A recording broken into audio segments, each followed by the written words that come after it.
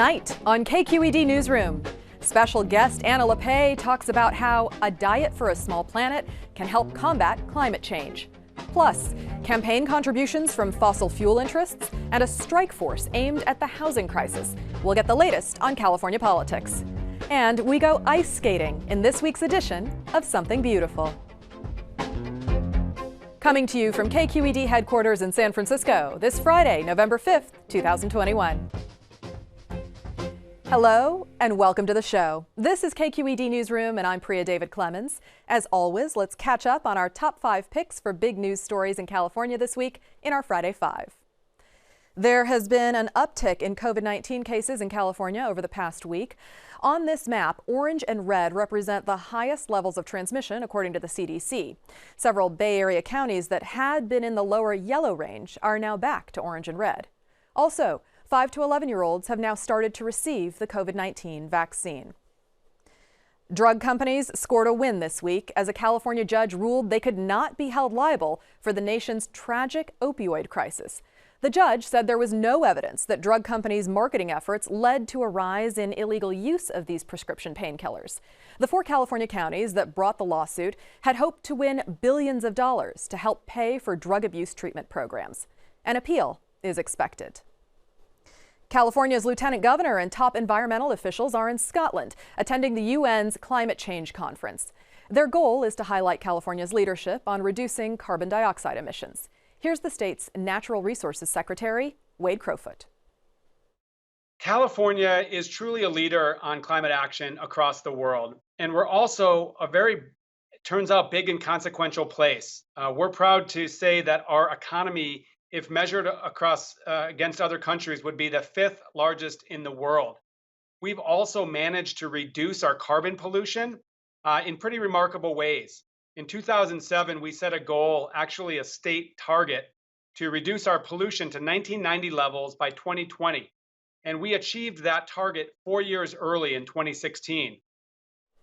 And closer to home, the state's Department of Fish and Wildlife is delaying the start of crabbing season in Bay Area waters to protect endangered whales and turtles from getting tangled in crab pot lines.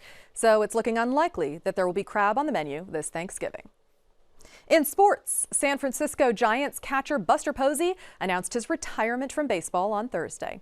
During Posey's 12-year run with the Giants, he was named Rookie of the Year, Most Valuable Player, and helped the team win 3 World Series championships in 2010, 2012, and 2014. He said he's looking forward to spending more time with his wife and children. And that's this week's Friday 5. I'll be joined later by our expert political reporters. But now,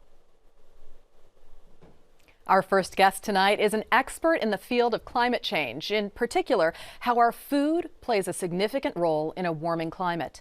Anna Lappé is the daughter of Frances Moore Lappé, who wrote the revolutionary book Diet for a Small Planet 50 years ago. That book drew a connection between what we eat and greenhouse gas emissions.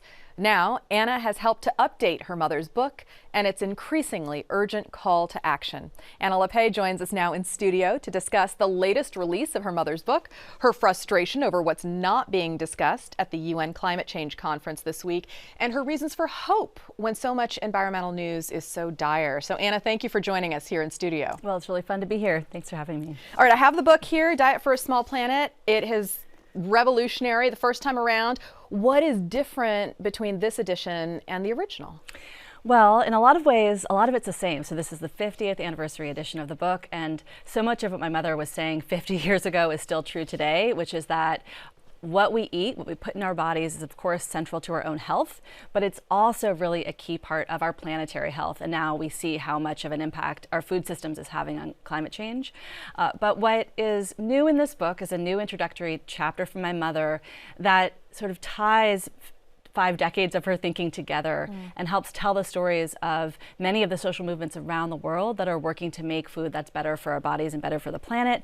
And then the recipe section, which is about half the book, has been totally revamped for the 21st century and has a bunch of new recipes actually. And then all of the recipes in there have been tweaked in some way. Okay, well, I hope we can dig into that at the end of the conversation a little bit. But first, I do want to check in about your mom and see how she's doing. because she's still a powerhouse. Yeah, so I was just actually talking with her this morning, and we realized she and then we have done 50 events for this 50th anniversary already since it came out just a month ago. And I was teasing her that she's sort of the poster child of this plant-centered diet that we celebrate in the book, because she has so much energy and so much joy that she brings to the work, and she's still going strong at 78. And she's about to get her 20th honorary degree. Yes, so 20th book, 20th honorary degree. Wow. All right. I want to read a quote from the new edition here. And it says, even if the world immediately cut all fossil fuel emissions for energy, food systems emissions alone would make it impossible to meet the targets for limiting global warming set in the 2015 Paris Agreement. And your point here is that the food system is responsible for 37% of our emissions, so it's not enough to just focus on fossil fuels. Can you unpack this a little more for us? Exactly. I'm really glad you read that quote, because that is so key. And of course, we're talking while COP26 is happening. And it's really important that every single sector play its part. I certainly wouldn't want anybody listening to hear me and think that I mean, let's not worry about the oil and gas or transportation or buildings. I'm saying that if we are going to solve this crisis, every single sector has to step up, and food and agriculture in particular, because as you say, it's more than a third of all emissions. We also know that it is agriculture, especially agribusiness demands for animal feed, for factory farms, that's driving so much deforestation. So we know we need to keep forests standing. Well, the fact that 80% of the deforestation in the Amazon has been driven by demands for land for feed crops or cattle grazing is one of the things that we need to be talking about. So that's one of the messages that we hope people hear from us. So when we look at the past 50 years, some things have changed, right? I mean, I think we generally are more accepting of this concept of the importance of whole foods and of eating more plant-centered diets. And we see the problems with aggressive farming. But there's still, unfortunately, this incredible environmental degradation because of our food system. And in many ways, we're in a worse place than we were 50 years ago. So what is it, do you think, that's keeping us as a society from adopting the principles that are in this book? Well, you really put your finger on it, that we're living in this both and time, that we both know so much more about what a healthy diet looks like, and it looks like centering plants on our plate, and it looks like trying to do what we can to get chemicals out of farming, to adopt practices that are better for soils, for instance. All those things we know we need to do, and there's a lot of popular acceptance for that way of eating. So why don't we see more change? And I think so much of it has to do with this connection between food and democracy, and that the kinds of policies that we see being passed don't actually reflect our shared values that I think many of us hold about wanting to have healthy food available to everybody and have clean air and clean water, that so much of our political system is beholden to corporate interests that are really powerful.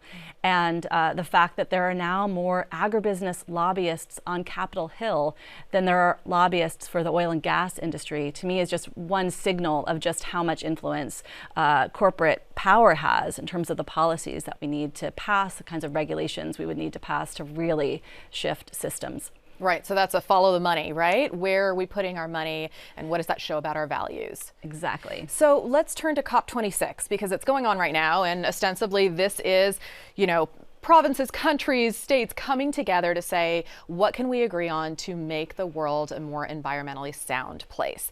And there's a California delegation that's there. It is several of the California leaders in the administration on the environment front, 15 California legislators, all Democrats. But we talked with Jared Blumenfeld. He's the California, you know him because you just had an interview with him right before the pandemic, but he's California's Secretary of Environmental Protection. And I want to share an audio message that he sent us talking about what he hopes to accomplish by being at the conference. What's my top agenda item for the conference? So I guess mine is that hopefully we won't need a COP27. I mean, there's been 26 of these things, and it's about time we figured this out. Ultimately, you've got all these folks, they stand up on the podium, they make big, bold promises. We need to turn those promises into action, and the action happens at the local and state level. So what actions has California taken, and what do we still need to do? Yeah, well, it's great to hear Jared's voice, and it's great to hear that message, because he is absolutely right. There is so much power that states have, particularly a state like California, right? Huge agricultural producer and huge economy. And it's been really encouraging to see that the state has actually passed some really good policies and put money behind some of the kinds of policies we need to help farmers make this transition away from a really fossil fuel dependent way of farming to one that's better for the environment, better for communities. And so, for instance, we're seeing for the first time $100 million dedicated to farm worker housing that will help those workers be protected better for climate shocks. We're seeing tens of millions of dollars to help farmers transition to organic farming in the state. We're seeing millions going to healthy soils programs. It's really encouraging. I think the message I would give our state is that those kinds of investments need to happen every year in an ongoing way, and they need to grow if we're going to really reach our climate ambitions as a state. And they can't just be the kinds of things we fund when we have the boom economy that we are lucky to have right now. We know the California economy is very volatile, so we need to be ready to really step up as a state and invest in these long-term and do things like pass the kind of bond measures that we're going to need to have consistent funding for these kinds of policies. You have some frustrations about what conversation is taking place at COP26 when it comes to food, and that perhaps there isn't enough of it. Yes, and this is actually a huge frustration, not just of mine, but for all of the advocates around the world that have been really trying to center conversations about food and agriculture in climate policy. As we've been saying already, it's 37% of emissions. It's central to the story. There's a big concern that if we don't cap the trend lines around meat and dairy production worldwide, that those will just go off the charts and really lock us into a real climate catastrophe. And yet there isn't a single day dedicated to food and agriculture at COP26. And the kinds of policies we're hearing, I just was reading the press release from our Secretary Vilsack of the Department of Agriculture about the policy he just announced, which is $5 billion partnership with the United Arab Emirates. And that policy, unfortunately, is pushing us toward keeping a reliance on pesticides and artificial fertilizers, and pushing for this idea that some folks may be hearing about called net zero, which isn't actually real zero. It's really not moving the needle. So a lot of us are concerned that to the extent food is being talked about, it's being talked about with some words that might be more like greenwashing than actually the kind of tough policies that we need. There is a lot of existential dread when it comes to climate change and it comes to the environment overall. And yet there's a word that pops up over and over again in your mother's writing and in the books you've authored, and that's hope. You wrote a book called Hope's Edge. Can you tell us about that strength of hope, the need for hope at this time, and how you yourself find that hope and keep moving forward? Yeah, I'm glad you asked it, because I think probably like many of us, I've experienced levels of climate despair that I've really never experienced before. I lived through, like many of your viewers from the San Francisco Bay Area, lived through that day last year when the sun never came out. Yeah. Had to explain to my kids why they couldn't play outside because the wildfire smoke that was climate induced was everywhere. And so I found myself having to kind of remind myself what I mean by hope a lot these days. And what my mother and I have come to realize about hope is that it's really a source of energy that comes from taking action and being part of trying to make the change that you want to see in the world, that it comes from our sense of possibility that is grounded in the evidence we've seen as researchers. My mother and I have traveled around the world, and we have met such incredible social movement leaders, incredible city government leaders, incredible people in the media who have made change possible up against the biggest odds you could possibly imagine. And those people have taught us to be what we call ourselves now, possibilists. So we're not optimists, we're not pessimists. Either one of those kind of presumes a kind of hubris about the future you think is going to happen. We are possibilists. And it's from that sense of possibility that I get my hope, and it's from being part, even if it's a small part, but feeling like I'm part of trying to create the world that I want to see for my children. Anna, thank you for joining us in studio, and thank you for bringing this message of hope. Well, thanks for having me.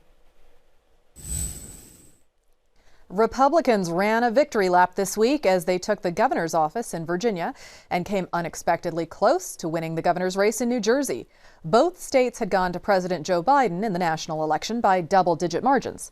House Minority Leader Kevin McCarthy from Bakersfield said it was a wake-up call for Democrats and that dozens of congressional seats could be flipped from Republican to Democrat. To discuss which of California's congressional seats could be up for grabs and other political news, I'm joined now by KQED politics and government correspondent Marisa Lagos. Hi, Marisa. Hey, Priya. And California politics reporter for Politico, Jeremy B. White. Hi, Jeremy. Pleasure to be here. All right, so Marisa, let's start with you. House Minority Leader Kevin McCarthy says Democrats should be very worried, and he's predicting potentially 60 seats could be flipped. What do you make of this prediction? I mean, I think Democrats are worried. I think this type of, pre-midterm result, when we were already seeing a lot of concerns about the kind of slowness of Joe Biden's agenda getting through in Washington, when there have been, months of headlines around intra-party squabbles over, between the moderate and progressive wings, and when we know that historically it's really hard to keep Congress when you have a president in the White House, sure, they're concerned. But again, you just mentioned, these were seats that Joe Biden won by double digits just a year ago. Mm-hmm. Time goes slowly and very quickly these days, right, in the political world. And I think that it's a little premature to make that sort of prediction. Of course, that's what Kevin McCarthy would like to see, and he's going to talk it up. But look, just look back a few months before the Delta surge. I think the politics were really different nationally and within certain communities. And at the end of the day, a lot of these congressional races will certainly be impacted by the national sort of mood and how people are feeling about the parties. But a lot of them will also have a lot to do with the individual races and candidates. So I think it's too early. Are you seeing any candidates that you think are worried specifically here in California based on these results this week? Sure. I think that we have a handful of competitive seats that, are going to sort of be, as long as the districts don't change too dramatically, sort of perennial places for folks to watch. Orange County, especially the two seats that were flipped back to red a couple years ago. Those are places where I think are a great example of how this could play out very differently depending on how things feel in a year. On the one hand, yes, this is a good thing for folks in a purple district like that who are Republican when they look at the writing on the wall. On the other hand, there was a huge oil spill down there just this year. Local issues like that and the personalities and sort of work being done by these candidates is going to make a difference. And so while I think that, Michelle Steele and Young Kim, who did flip those seats, the Republicans a couple years ago, are probably pretty excited about what happened in Virginia, I don't think they're going to stop working, and I don't think the Democrats think that that's, a giveaway either. So. Yeah. It's just, I think we all like to make these pronouncements, but it feels like there's a lot of different elements that are at play here, and it's hard to know which ones of them are going to be an issue in 22.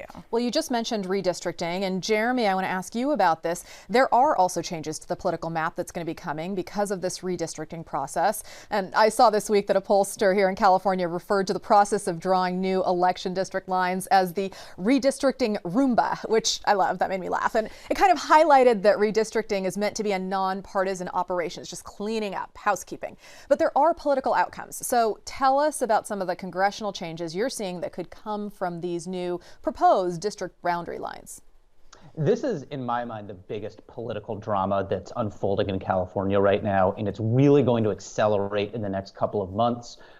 We are going to see the drafts of those new districts in a couple weeks, and then the final maps by the end of the year. So California's Redistricting Commission has been holding meetings on these visualizations of what these districts might look like. And it's already causing a lot of consternation because something like whether a city is in a more rural district, for example, the Central Valley district that Josh Harder flipped, if the city of Tracy ends up in there, as it currently is, it's an easier district to defend. If not, it suddenly becomes a lot tougher. You have Democrats thinking that perhaps Republican Devin Nunes' seat in another part of the Central Valley could get a little bluer, and that could make things a little easier for them. And don't forget that California is also going to be losing one House seat. We'll probably see that consolidation in LA County, which has lost a lot of population relative to other parts of the state. And then once we see folks drawn into more competitive districts, I expect that some members will retire, which means people from the legislature will run for those House seats, which means people will run for those new legislative seats. So there's going to be a pretty, I would say, chaotic cascade of people retiring and launching campaigns starting pretty soon. So there's going to be a lot to talk about with this. There's going to be a lot to talk about. And like, let's not forget that the census was delayed. So this is always a tight time frame. It's going to be even tighter. It requires a lot of sort of quick thinking on the part of these candidates to decide, do I run in this district? I mean, congressional candidates don't have to live in the district they run in, don't forget, right? Unlike state assembly and state senate. So I know one of the other headlines out of the Central Valley was that one of the proposed districts could actually include Kevin McCarthy and Devin Nunes and I think Darrell Issa's seat, or Valadeo, in the same district. And so, that wouldn't mean that they couldn't all run for their seats. And I don't think anyone thinks Kevin McCarthy is in danger of losing his seat. But it certainly just sets up a bizarre situation among allies often, And folks, Jeremy, anything you'd like to add? Oh, sorry, Priya. Go ahead. I was going to say, folks might remember the last time around, 2 Los Angeles Democrats, Sherman and Berman, got drawn into the same seat. And they almost came to blows at points in that campaign. It got so sort of vicious. And so I think that is a scenario. There is the scenario of, is this seat more difficult for my party that folks are worried about? There's also the scenario of, am I going to have to run against an ally because there's not enough seats to go around? Right. All right, well, let's change the subject. Let's talk a little bit about COP26.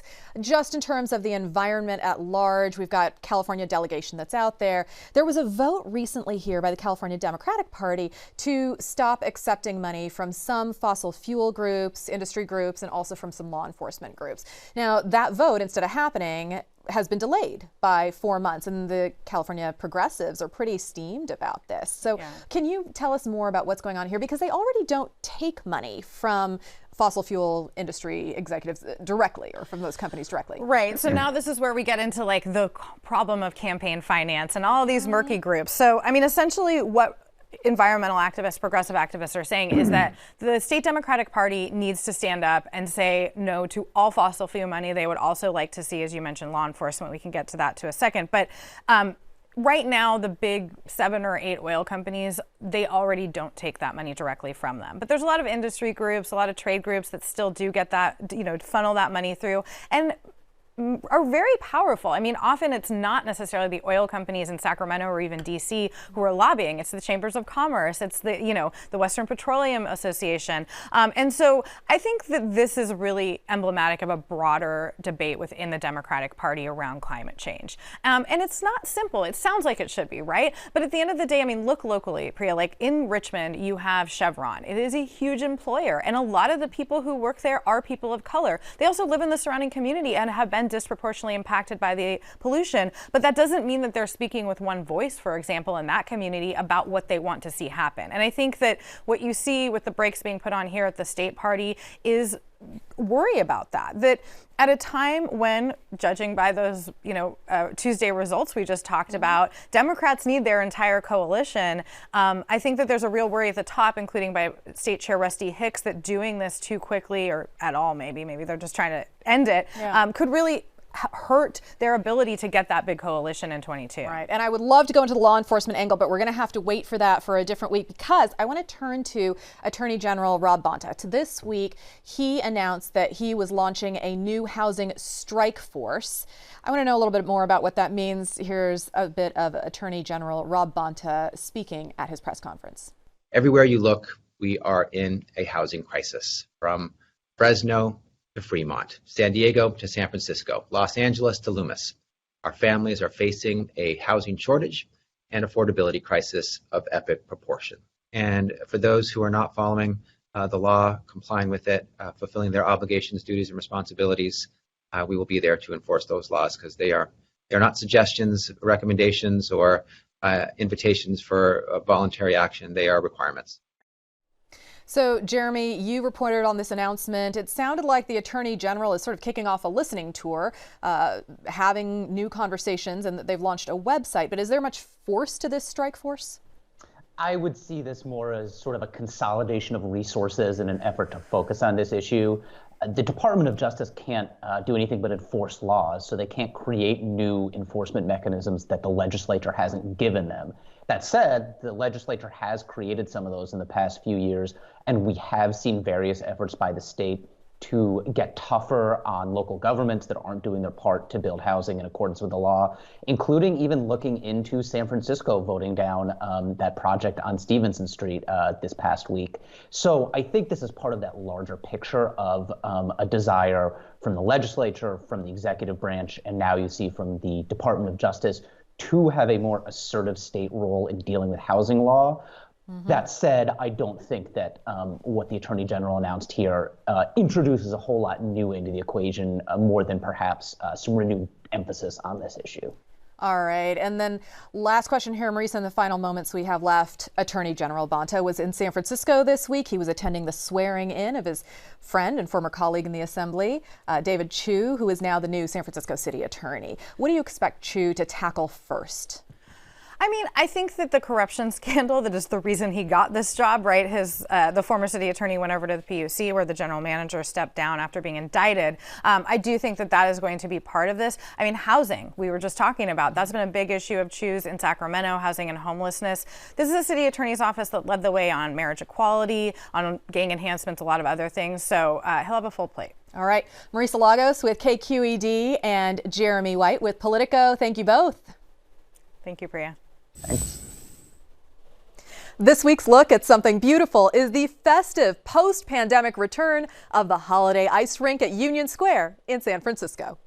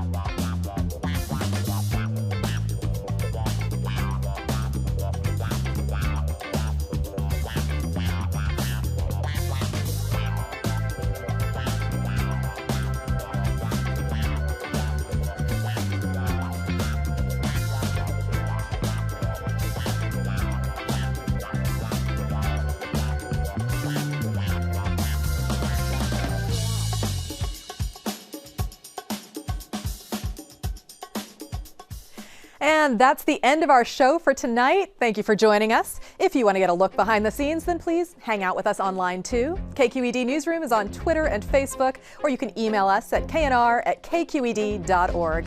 And you can reach me on Twitter at Priya D. Clemens. We'll see you right back here next Friday night. Have a great weekend.